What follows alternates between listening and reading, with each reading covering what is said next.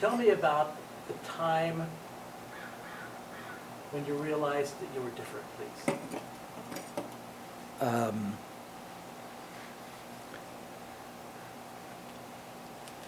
I'd say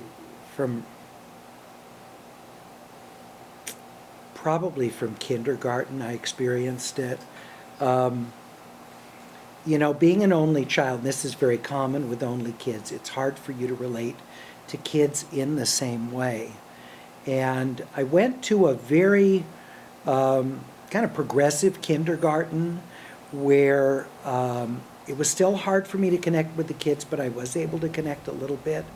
When I went to kindergarten, I just was totally lost. And I felt like I couldn't have conversations with the other kids. I felt very, and the teacher was not unhappy with how I was because I was acting out. I couldn't connect. So my parents pulled me out of kindergarten, and my dad checked around and found a Lutheran school not far away from where we lived, who he thought maybe would take me into first grade, even though I wasn't old enough yet. So he took me in to meet with the principal of Ascension Lutheran School in South LA. And I went in and he asked me a few questions, and he asked me to do like a Q&A with him. And I finished talking with him, and he said, we would love to have him as a student. So I started, they had already begun the semester, because this was the time I had started kindergarten. So they allowed me to start first grade, and it was great. I was much more able to, you know, communicate with kids and to connect with them. But I always felt kind of different because my interest, and this is true of our son too. I joke that my son, it seems like he was, you know, born between the war periods. I mean, First and Second World War. He's like such an old soul, and he's so familiar with history of that period that he'll toss in references to Arthur Godfrey or Al Jolson. He's 20 years old, but he's like so immersed in more so than even I am.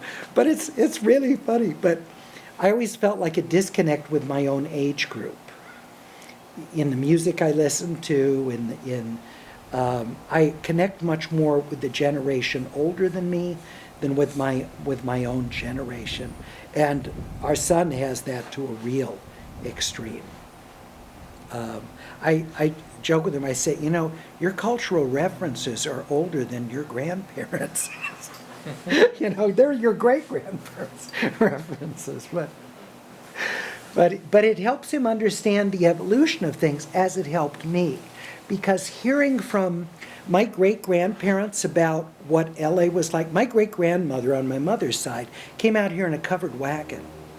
So she would talk about the experiences of, you know, dealing with groups of Indians who had some hostilities toward people that were coming out, and how, you know, Native American, you know, migrant relations were not the greatest as you'd expect in this period, in the very late 19th century.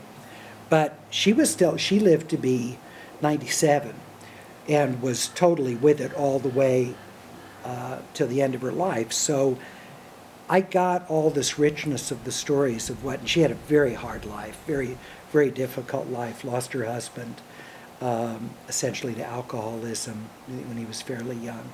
But I've always kind of felt out of step in terms of the generational stuff, which is a host, you know, challenging, because I'm talking to now listeners who are on average younger than me. When I started, they were way older than me. Now the median age of the audience is younger than me. And that means I have to be culturally relevant, even though I grew up relating to a much older world.